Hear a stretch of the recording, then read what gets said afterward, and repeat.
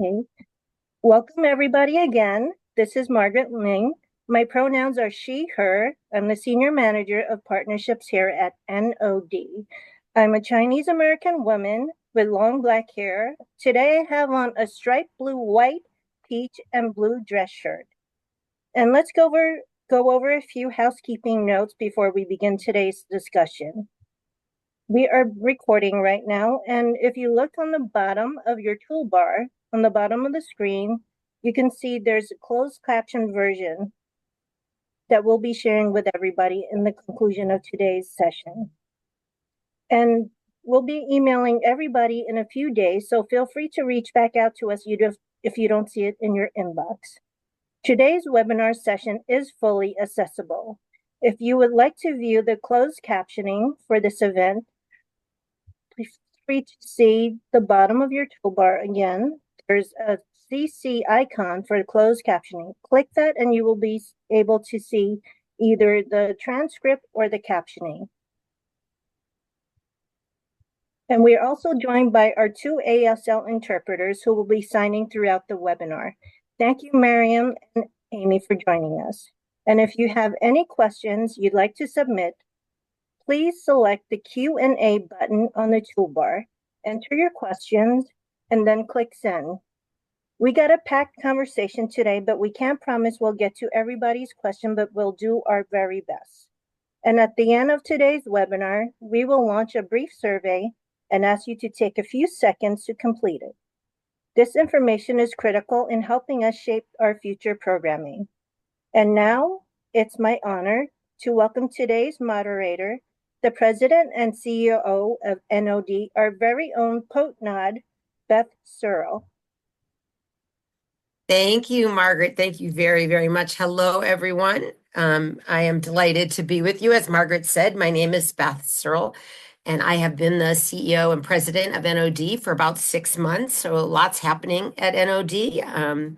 Tell you about that a little bit in a minute. But today, well, I am a white presenting woman with silver and brown hair styled in a short bob. And today I am wearing a blue blazer with a blue and green printed shell underneath. And I have a flower blue brooch on my left lapel. At its core, NOD really is an advocacy organization. Many of you who are here are from corporations, and you know that we do a lot of advocating with corporations focused on generating employment opportunities for people with disabilities. But we also spend a lot of time advocating with policy members around policy, particularly focused on opportunities for employment for people with disabilities, apparent and not apparent disabilities. It's important to note. I do want to take a minute to thank our partners, our Leadership Council members, for their support. If we did not have these corporations supporting us, we would not be able to provide this excellent content that we are able to provide to help the millions of Americans with disabilities.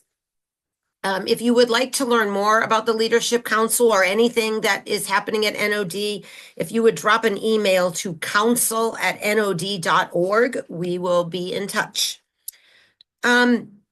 You know, it's an interesting time. I think many of us were very anxious before the election, and many of us are anxious after the election. Probably about half of us are anxious and half of us are happy, and had the election gone the other way, the other half would be anxious and the first half would be happy. But, you know, we are where we are. The ballots have been taken. What's really important now is to look forward, to look at what can we do and how can we support people with disabilities and the policies that ensure our rights, to uphold our rights, to expand our rights, etc. And I am really honored to facilitate today's conversation. I want to introduce our two panelists, help us unpack the issues, give us a roadmap in terms of the next few years, and really think about how we can all be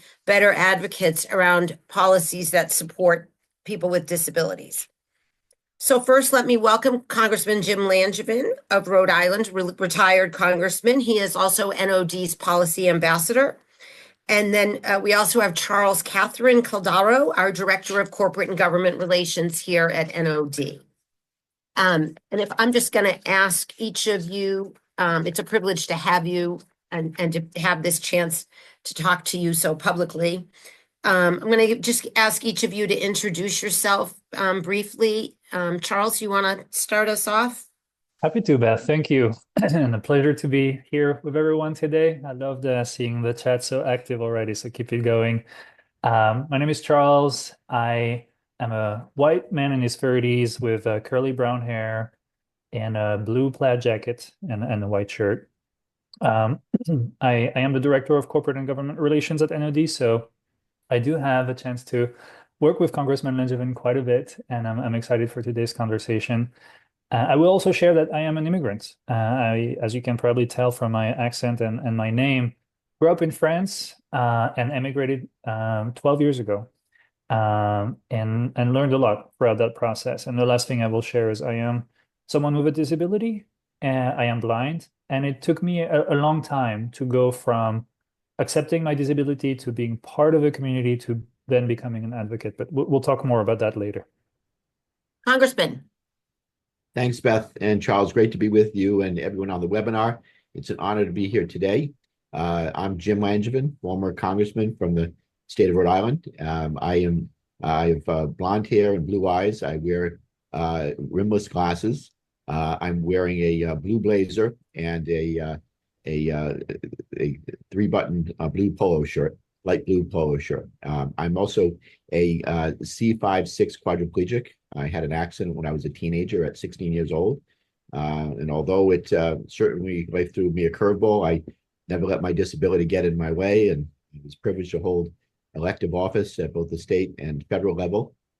And as I said, for the last for 22 years, from 2000 to 2023, I had the privilege of representing Rhode Island's 2nd congressional district in the United States Congress. And I was able to thankfully leave on my own terms, as I like to say, both undefeated and unindicted, which is a good thing these days. So during my time in Congress, I spent a lot of time on national security work, but disability policy was always important to me, since it's I live the life with a disability, and I always felt an obligation and a passion for bringing down barriers and opening up doors of opportunity for other people with disabilities to realize their goals and dreams and to chart their own path to success. I was proud to create and co-found and co-chair the Disabilities Caucus in the United States Congress, and led that. I started that in my freshman year, and I was proud to lead it all the way through until I retired and handed it off to Debbie Dingell, Congresswoman Debbie Dingell from Michigan, and Congressman Fitzpatrick from Pennsylvania. So now I have the privilege of continuing to do other interesting things. I don't have to travel nearly as much, but one of those interesting things is working with the National Organization of Disabilities, and also with my good friend, former Governor Tom Ridge, the Ridge Policy Group, and the work that we do with the Disability Roundtable. But I have the privilege of serving as NOD's policy ambassador. We are heavily focused on employment, increasing employment opportunities for people with disabilities, and it's a great mission, and I'm proud to serve as their policy ambassador to help promote policies that will fulfill that goal. So thank you very much, and Beth, I'll turn it back to you. Awesome. So before I ask my first question, we are going to start with a little poll. So we could put that up. So true or false, corporations have to pay people with disabilities at least minimum wage for the work they do. And we'll just give you a minute to vote, and then Alex will show us how that came out.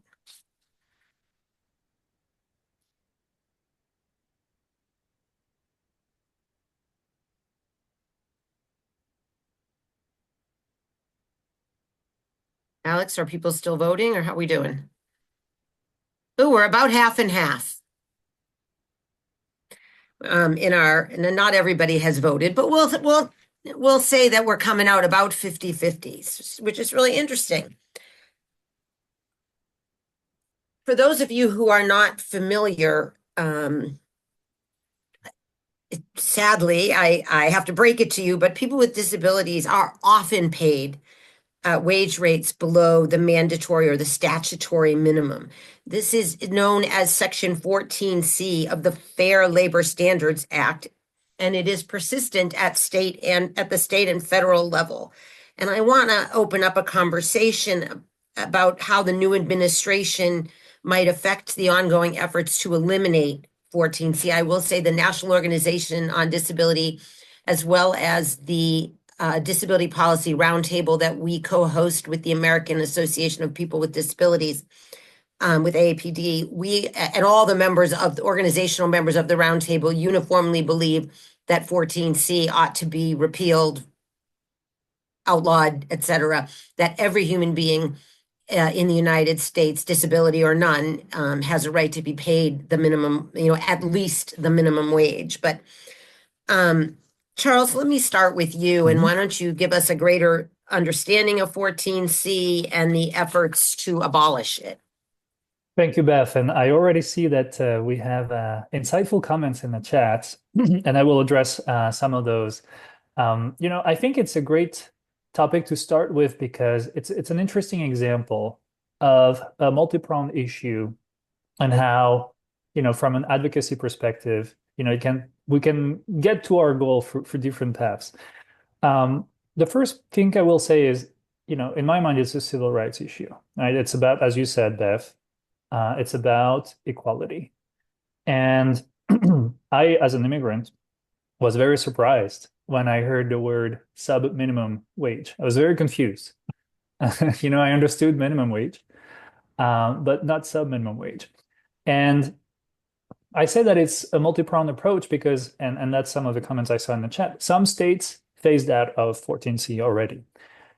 And there are more and more states introducing legislation to phase out of 14C. I believe the latest count was 17 states that phased out.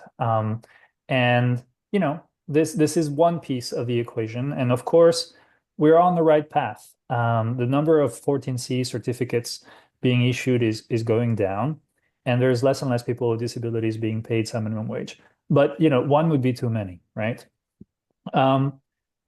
The election really plays a key role there because the most obvious path to phase out 14C was a bill that was introduced by Senator Casey, the TCIEA, Transformation to Competitive Integrated Employment Act. And Senator Casey, I haven't looked in the past few hours, but it looks like he might lose his seat in the Senate. And, by losing Senator Casey, we're losing a champion. And we're losing clearly some momentum, let's be honest, on TCIEA. And so the legislative path, is now more tricky, especially because we had been trying to secure more co-sponsors for this legislation. And, it's a bipartisan issue. But it's true that, we had struggled to secure more Republican co-sponsors in particular on this bill. But what's also interesting about TCIA is that it's not just about some minimum wage. It's not just about how much we're being paid. It's also about, are we integrated, right? The I in TCIA. Integrated meaning we're not in segregated workshops. We are part of the workforce. And thank you, Daniel, for writing that in the chat. And we can share some links as well for those of you who are interested. And so, although the legislative path is not blocked, I would say that as an advocate, I was certainly disappointed by the results. And, there's, just to conclude, there's, other senators who will still champion TICA. Senator Daines is a good example. And thank you, Julie, for chiming in also in the chat there. And then, there's other paths that we can try to push forward. One of them being, for instance, a moratorium on 14C certificates, meaning stopping the issuance of new 14C certificates. And to do that, we wouldn't necessarily need to go through a legislative process. It could be something that we could do through Department of Labor. So again, many ways to do this: through state advocacy, through legislative processes, or through the administration. And Beth? Congressman, I want you to comment on this as well, but before you do, someone made a note in the Q&A and said, I'm concerned that we are still stuck on issues like below market rate wages when settled law changed this in 2014.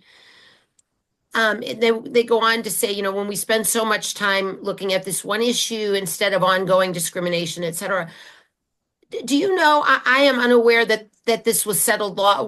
Do you know what she is referring to in 2014? Or can you just amplify a little bit about where the law stands?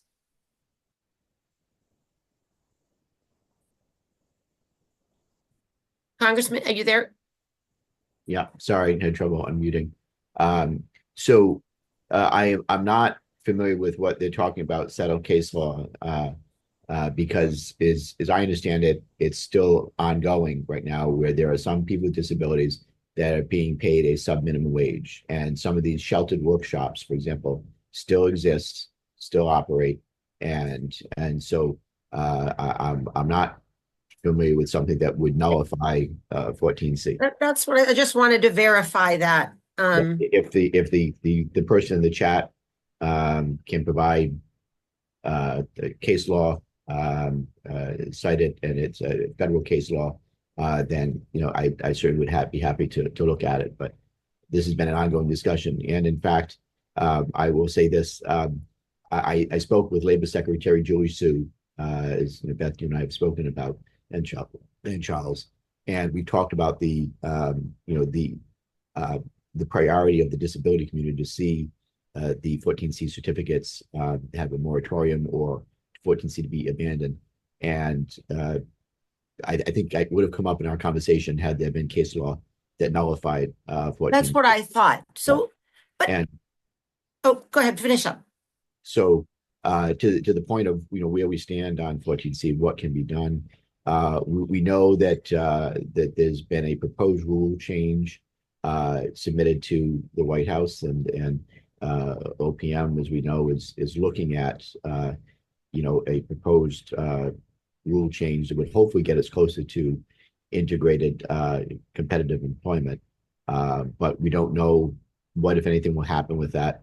Whether there would be a proposed language that would be sweeping enough, or what have you, and if it's even going to happen between now and the end of the year, because of the new administration coming in. So there are other paths that can be taken, for example, to phase out sub-minimum wage.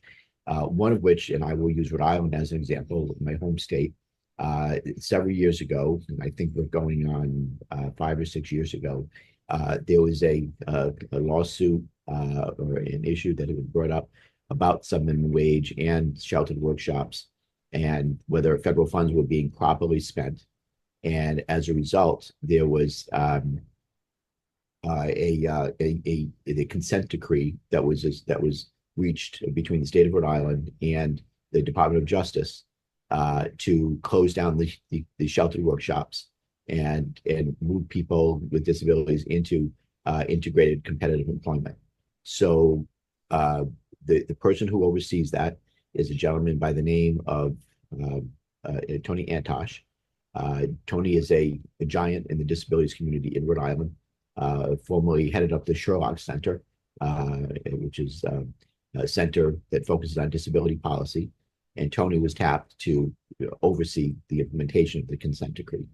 And so we don't have sheltered workshops in Rhode Island anymore.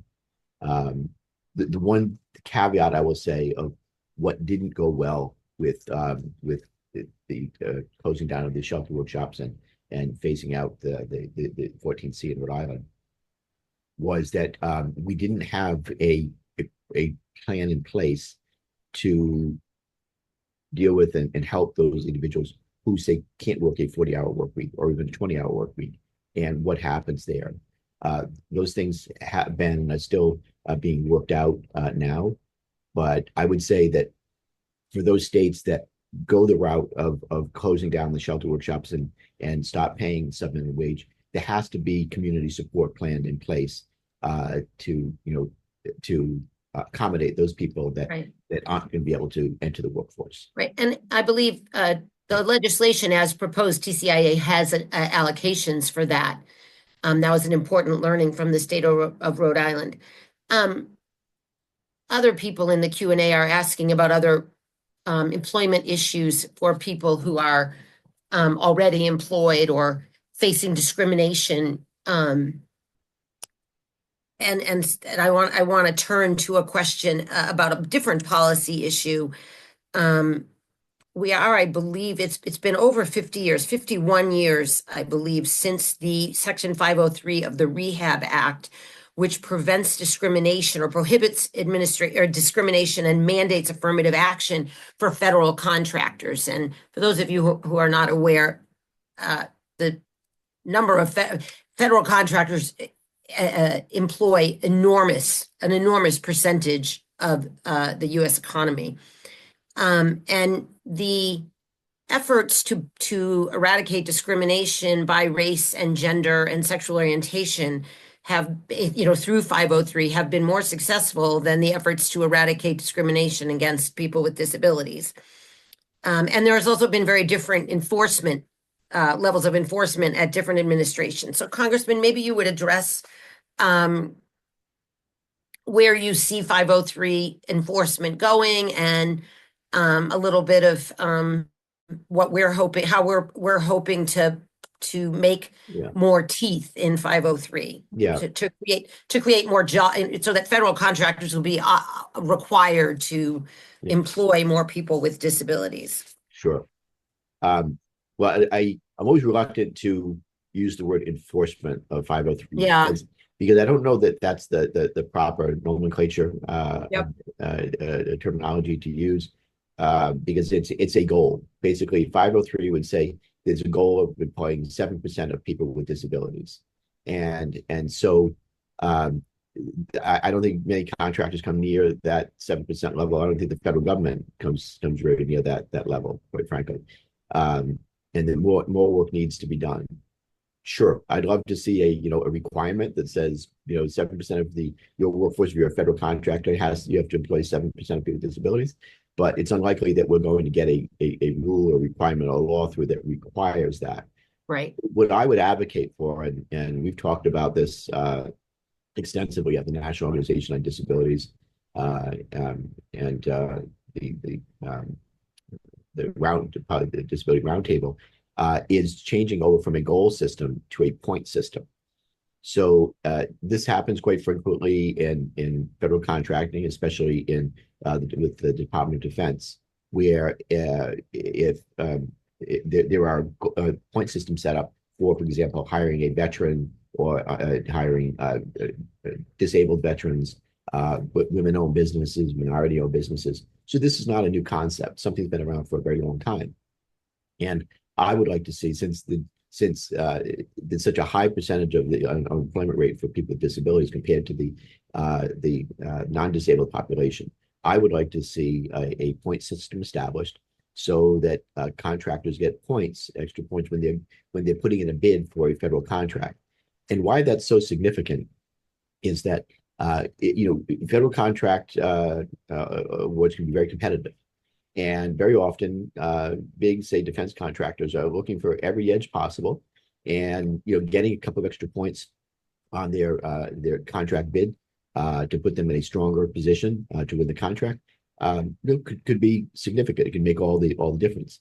And so I think that would get the attention of the C-suite, of the top echelons of these federal contractors, and give our people with disabilities a better shot at getting a job, a fair opportunity to get a job, increasing the rate of employment for people with disabilities. So that's something that we're going to be advocating for. I'd like to start it as a pilot program, and there's a couple of federal contracts programs, starting with DoD, and I think we could show an example of how that could make a profound difference in having more people with disabilities hired.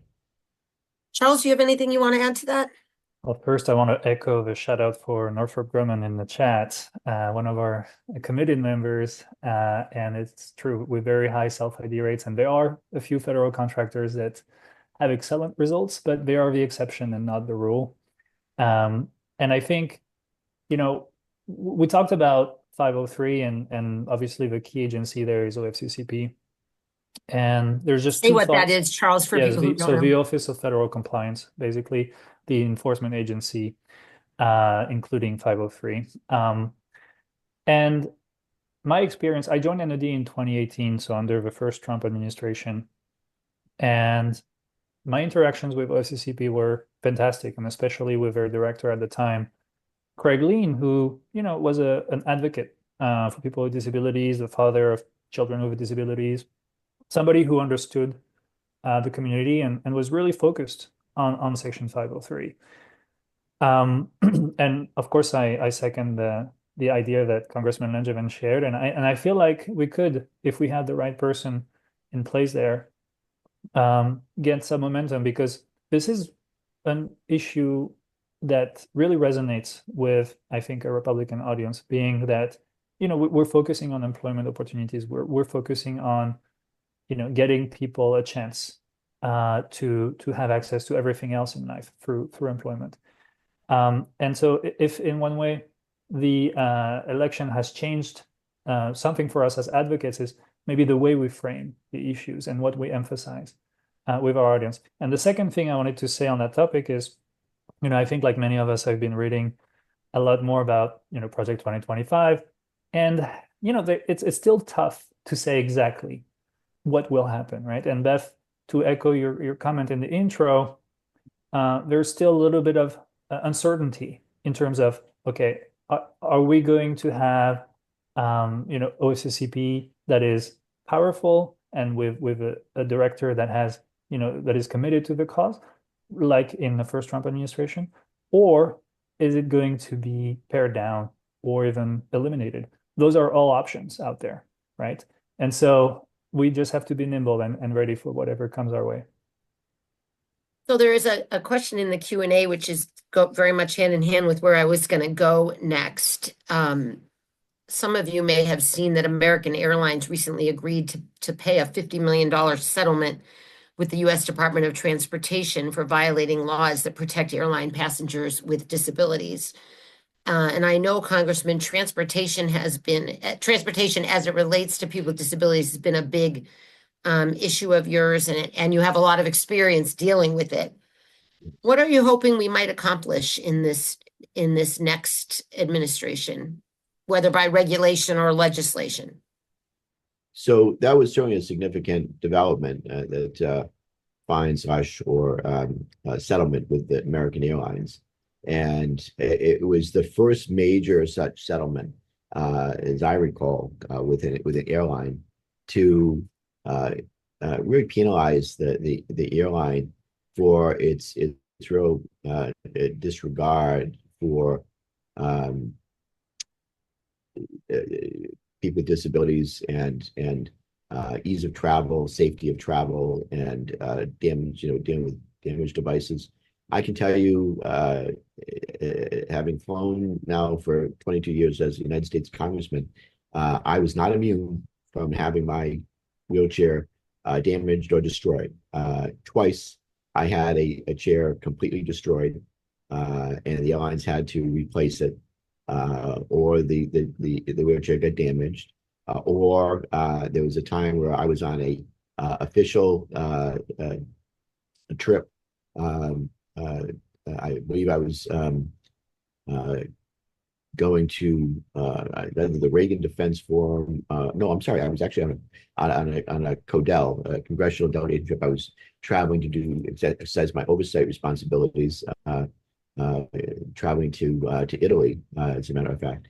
And I was not allowed to board the airline because of my lithium-ion batteries in my chair, even though I got the inventor of the chair on the phone with the people, and the chair is FAA certified to travel safely.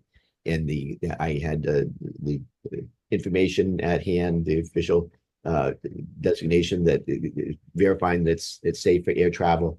It's a different type of a system. Not all lithium-ion batteries, by the way, are created equal.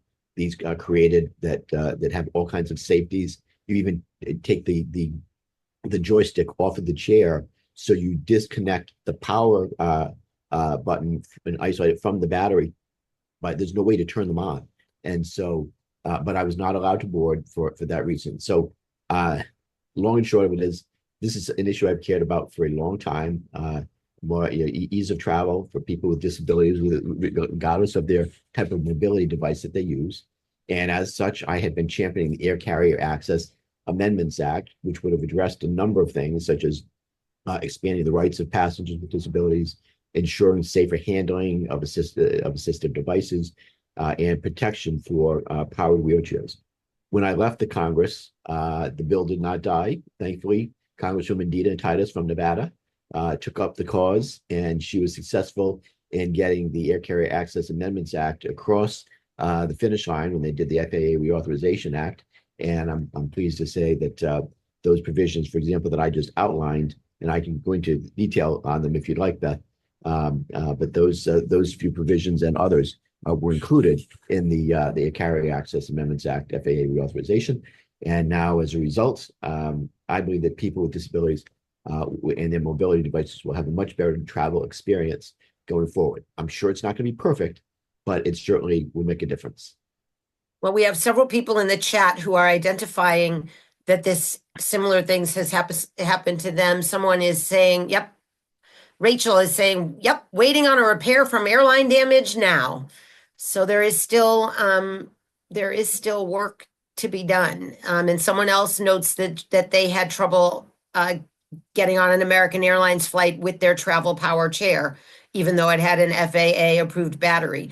And this is something, that's at a certain point not a policy issue. That becomes about education and awareness. Exactly. Which is just a different kind of advocacy that NOD does do a lot of. And I think calling that to our attention for our conversations with the companies we work with is really important. Beth, would you like to expand upon each of those three things that I mentioned, or? You want to do it briefly, like a little bit on each one? Couple sentences for each one. So expanding the rights of passengers with disabilities, establish aircraft accessibility standards, sets a timeline for DOT to investigate and respond to disability-related complaints, and makes airline mobile applications more accessible, all of which are key provisions from the Air Carrier Access Amendments Act, again, previously that I led. The next one is, second is ensuring safer handling of assistive devices, sets aviation worker training standards for assisting wheelchair users on airplanes throughout the boarding and deplaning process, and for properly handling and stowing assistive devices. And then third, and finally, it protects protections for powered wheelchairs, requires DOT to evaluate the current regulations and provide recommendations for ensuring the safe transport of lithium-ion battery-powered wheelchairs. This language advances the mission of Rep. Titus's wheelchair on Airplanes Act. So those are there are other provisions in there, but those are the key ones. And I'm thrilled that they got through on the FAA reauthorization that President Biden signed into law. Excellent. I want to note, and we don't really have time to go hugely into it, but a couple of people are noting that that local transportation, particularly in rural areas, and in public transportation and transportation in general for people with disabilities, so it's not just flying; it's all kinds of transportation. Absolutely. So before we go on to the next set of questions, and we do have a second poll, and we're interested to sort of hear from you all what issues you think are most important. Alex, you want to stick that up there? Within disability policy, what issue is most pressing to you? The ADA pushbacks, healthcare related, spending cuts, insurance, changes to Social Security, the asset limits, or home and community-based services. And if there's something else that you think is most pressing, you can just put it in the chat. And while we'll give people a minute to respond, I will just tie everything you just said back to the bigger picture on transportation. What one consequence I think of the election, and depending on how things go in the next 4 years, I think many organizations like NOD that are narrowly focused on employment can tie other topics like transportation to their advocacy priorities and play a larger role if needed. And this is not an isolated event. I've spoken to many advocates, focusing on different things like Medicaid or other topics. And really having that flexibility is important for us as an organization, and I think will happen more and more should the context change.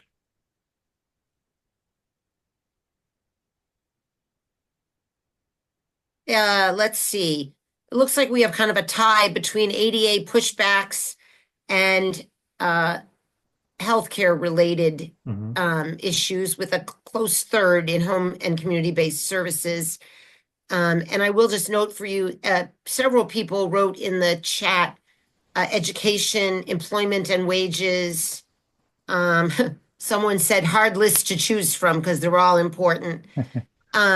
Discrimination, employment and discrimination. So just think, I just want to give each of you a chance to maybe make your any comments about ADA pushbacks or some of the healthcare issues that are, and in there, the possible Medicaid cuts. And how do you see this, Congressman, going forward, and what do you think we can do about it?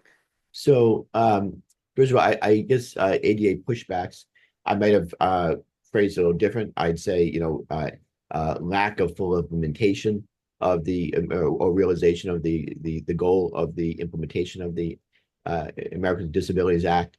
Spoken like a true politician, Congressman. It's more that I think there's still so much that needs to be done in terms of educating people about what the ADA is and is not. It's about reasonable accommodations, and I think there's still a lot of fear and uncertainty about what it means, for a reasonable accommodation, and sometimes it can just mean small changes. And that's the one thing we as a kind of public education campaign, especially for employers, to let them know that it doesn't require extraordinary changes or accommodations. It's reasonable accommodations, and I think it's still a barrier to hiring more people with disabilities. The other thing is the Olmstead decision. Of course, people being able to live more fully in their community wherever possible, independently in their community wherever possible, and affordable housing, affordable, accessible transportation options is important, and yes, things like a Medicaid buy-in program, all very important on that list. There are just a handful of states, Rhode Island most recently among them, that did away with the income and asset limits and allowed for a Medicaid buy-in program to be created. I think that's going to make a world of difference for people with disabilities, because how shameful it is that someone has to worry about if they get a job that is going to put them over their income or asset limit, or if they want to, if they could get a raise or a promotion, and they have to forego that because they would go over their income and asset limits. That's shameful, and we need to change that. I'm glad Rhode Island joined the ranks of Massachusetts and Delaware. I think there's maybe a couple of the states that are doing that, but that's going to be, I know, also a priority for us that we'll focus on. So a number of people are asking about the push to eliminate the Department of Education. And I know education is not, the education policy area is not an area that any of us is especially expert in, but do you have any thoughts on what all this might mean to accommodations in the classroom and access to higher education and the like? Either one of you? Charles, I'm glad to jump in, but I don't want to do all the talking. If you have comments there. No, please. You have a little bit more experience than I do on this, so okay. Please go. So I have to say, I am worried about what it means for the federal government to the incoming administration to abolish the Department of Education. It sounds like it's going to be they're going to gut the department. and send a lot of things back to the states. So I haven't done a deep dive to understand what that, what those implications mean and what federal, supports or programs would be eliminated. And does that mean they're going to be sending more money to the individual states that otherwise would have flowed through the federal government and the requirements of federal education programs and policies? So it's yet to be seen and determined. But I am concerned, and especially what that could mean for supports in the classroom for kids with an IEP, for example, and need extra assistance or accommodations. I think in some states it's going to be better than in others, and I am concerned about cost cutting that's going to be coming under the new administration, especially with the DOGE. It's going to be headed by Elon Musk and Vivek Ramaswamy, and what they're going to be proposing, and especially around Medicaid cuts that could be coming. I am quite concerned, quite frankly. I think that somewhat harks back to what Charles was saying earlier, that just how much of Project 2025 is likely to come to fruition is really remains to be seen. But that said, there are certainly things in Project 2025 that we don't want to see come to fruition, which sort of leads to my next question for you, Charles. You stand on the shoulders of a long line of heroic advocates for people with disabilities. Judy Heumann, Alan Reich, who was the founder of NOD, among others. And you noted earlier that you're an immigrant to the United States. So talk to us a little bit about your path to becoming an advocate for disability rights in America. And I think more importantly, as you're talking to people who maybe, as we see from the chat and the Q&A, really are very concerned about this new administration and what might happen. What do you say to someone in terms of the first steps for getting involved in disability policy advocacy? Well, I will start by saying that for a long time, I ran away from my community. I was ashamed of my disability. I did not want to be around people with disabilities. I didn't want to be reminded of my condition. And it took me decades of therapy and self-work to come to terms with that and be more comfortable asking for help. And also, I think what really changed my life was, in my experience for adaptive sports, meeting people with disabilities who had a positive self-image, who were ambitious, who were successful, and people I wanted to emulate, right? Role models. And that's when I started to look around for opportunities to help out my community. And that's when I joined NOD. And when I joined NOD, I didn't think of myself as an advocate at all. And I never thought I would be one day, because it's not really my personality. I'm somebody who's, pretty quiet, pretty introverted. But when you are in a room with Judy Heumann, you mentioned her, and I was fortunate to work, with her to a degree for several years.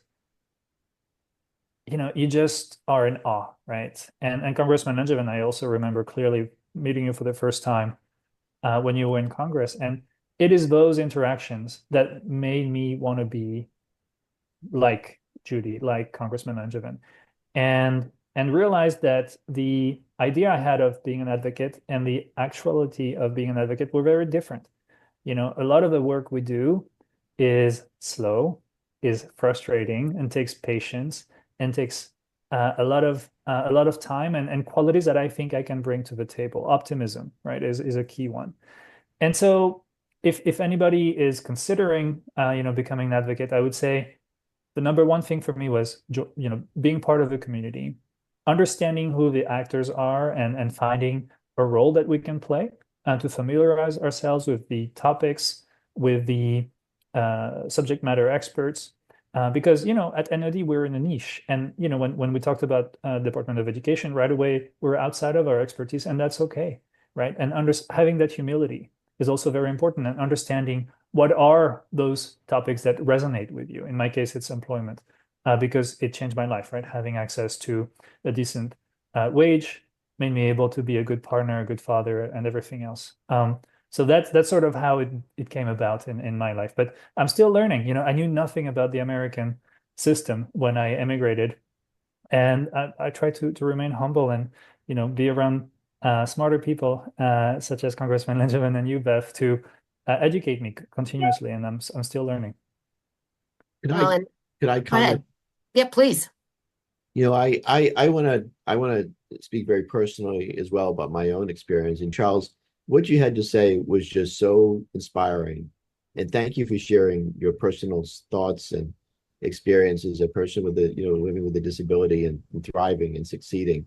And what an inspiration you are, especially the work that you do in blind sports and capping the blind soccer team for the Paralympics. I think you're an extraordinary individual, and I salute you for what you've done with your life, and you're inspiring others. No doubt, you certainly inspire me every day.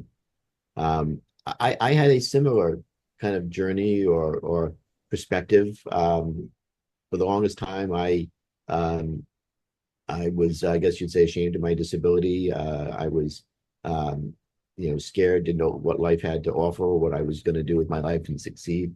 And I didn't want to be known as, just a person with a disability. Oh, there's that guy in the wheelchair. I was individual. I had goals and dreams.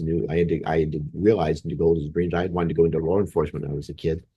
And when I had my accident, when I was shot and paralyzed in the police locker room, and I was getting ready to go on my shift one afternoon, my goals and dreams were ripped away. And that was very painful, as much as the physical readjustment of, the realization of limitations of having a disability and as a 5'6" quadriplegic. I didn't know what to do with my life, and what was I going to do? I was fortunate in that I had the love and support of my family, my faith, and friends, and that's what really pulled me through. And in time, I developed new goals and dreams. But even still, I guess I'd say, I kind of ran away from my disability as well. I didn't want to get involved with the disability advocacy organization or the disability clubs, for example, a club on campus at Rhode Island College. I wanted to live my life, right? And I wanted to be as normal as possible. FDR was my role model.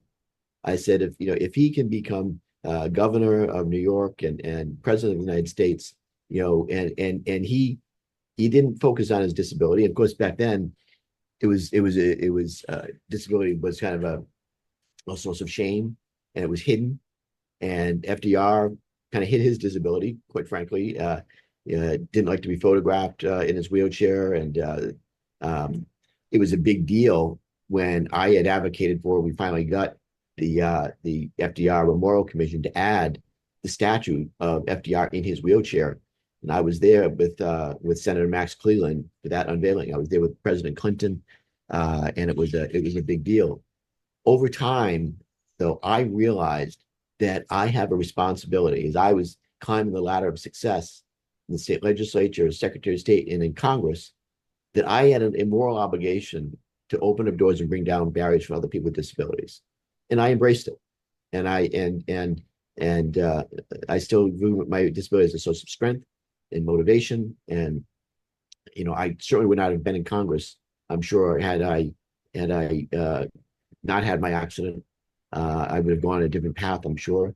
God had other plans, and so you got to roll with it. So that's where we are, and that's my journey. And I want to continue to give back and open up doors of opportunity for others and give them their shot at living. Sort of where we started, in that we said many of us, many people are not happy with where we are in terms of the new administration, but we are where we are, and we have to move forward. And I think it is important, and Charles, you alluded to it, to note that the disability community had some wins in the first Trump administration, particularly around 503 and the greater enforcement and auditing and the like, that really made a difference in employment in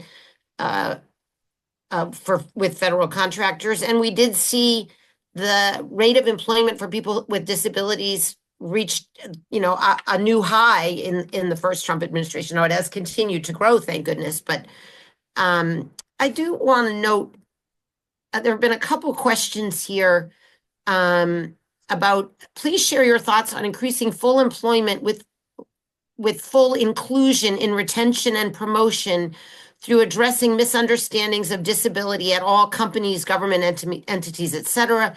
This would mean ensuring that HR provides training at all levels to employees and managers, not just to companies that are part of NOD's network and similar institutions. I'm not talking about low-level jobs, through IDD agencies, but the larger group of us with qualified disabilities in the regular workforce at all levels. And I will say this is exactly where NOD really does work hard, but you are correct. We work with companies that are willing to work with us. And I just, I want to add that thought, Charles, to the question that we had talked about, you and I, even though we're in a policy conversation in terms of mostly federal law and regulation, but many of our listeners are with corporations, and I wanted to make sure to give you a chance to talk about employee resource groups. Yeah. And how, because I think that those two questions are linked in terms of what an employee resource group can do to raise the possibilities and the opportunities for people with disabilities at all levels in the corporation. Yeah, and I see we have a lot of questions, so I'll try to be brief so we can answer a few of them. I think one thing I've learned in my journey as an advocate is that most things are political. And if you have power, you have a voice. And, ERGs are a great example as a tool to coalesce those voices and really elevate those issues. I will say most employee resource groups or affinity groups don't have a policy agenda or an advocacy purpose, right? They're more meant for things like, inclusion and having better self-ID rates. But depending on your industry and your level of maturity, so to speak, as an organization, you can really elevate things. Let's say you are in the tech industry.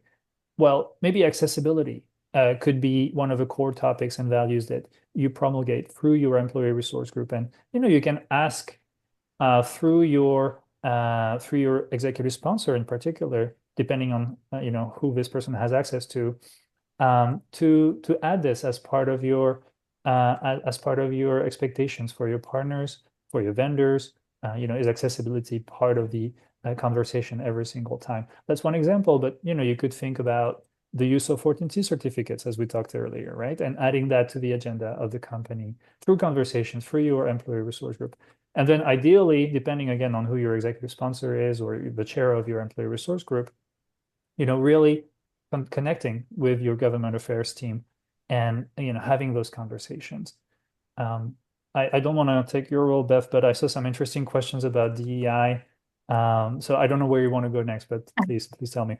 I'm trying to listen to you and look at them, at the same time. I mean, there is a comment here about that someone wasn't able to share this webinar with other people in their company because of that there was perception that there would be bias. And I do want to take a minute to say that we have tried really hard. There is no bias here. We saw some wonderful things happen and some challenges in the first Trump administration, and we have seen that in the Biden administration. Different things at different times, but the challenges remain, and many of them are nonpartisan or bipartisan. We only have a few minutes left, and I think one of the things, Congressman, that we've also talked about over these past several months, and it's come up today by the questions, people are asking about transportation and education and housing, and NOD does tend to focus on employment. I mean, that's our focus as an organization, because we believe if you don't have a self-sustaining job, there's really nothing you can do to fulfill the potential of your life. But all of that said, it's really hard to get a job if you don't have transportation or housing or nutrition or, whatever it is. There's tremendous interconnectedness around these issues. And I'm just wondering, not so much on the content, but what are the strategies for kind of approaching this multi-pronged, interconnected intersectionality of these issues? Yeah. Well, employment, transportation, affordable housing, community supports, they all are, have symbiotic relationships, right? And they depend, on each other for success, right? And Right. yeah, if you don't have a job, you can't afford, the housing, can't afford transportation, and even being able to get into, having, the right healthcare supports and community supports. So it's all symbiotic. I've often said that on the employment front, it doesn't do any good to get the job if you can't get to the job. So accessible, affordable transportation is vitally important.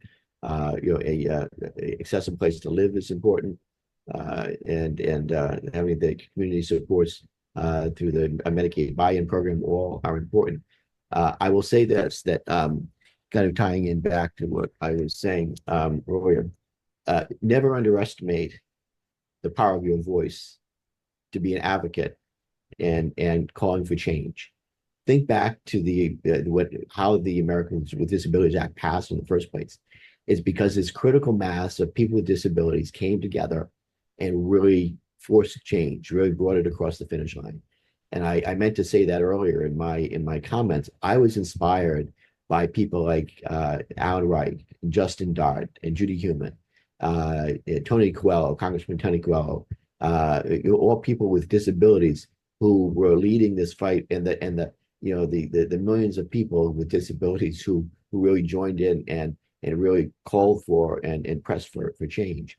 So you can be your own best advocate, whether it's in your place of business or with policymakers.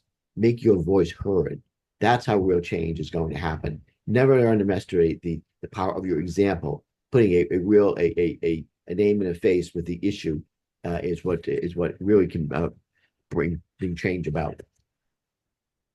All right, well, we are just about out of time. I want to make two observations before I thank you guys. There is a couple people in the chat and in the Q&A, particularly raised non-apparent disabilities, mental health, neurodivergence. And I just want to note that both of those are very big areas of focus for NOD right now. And so we are happy to talk to anybody about that. And again, well, you can just use the email I gave you earlier at council@nod.org, or my personal email is my last name, SirulB@nod.org. You can write directly to me. I also want to note that our flagship product, the Disability Inclusion Blueprint, some of you may have known it as the Employment Tracker. It is an instrument that companies, nonprofits, government agencies can use to benchmark themselves on disability inclusion. And any organization of any size can take it. It's free. You will get a blueprint from it, a blueprint of where to go next in the disability inclusion journey. And it does launch in January.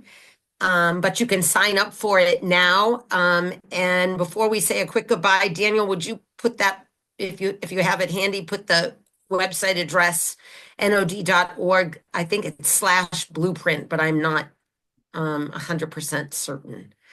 But in any case, please look for that. As I said, it is free to all organizations, not just for companies that have been working with NOD. We invite any organization of any type and any size to take advantage of the Disability Inclusion Blueprint and to see where they're at and to learn where the next place to go is to move in that Disability Inclusion Blueprint. And we are just out of time. I want to thank Congressman Langevin and Charles. Thank you all very much, and have a great afternoon, everybody.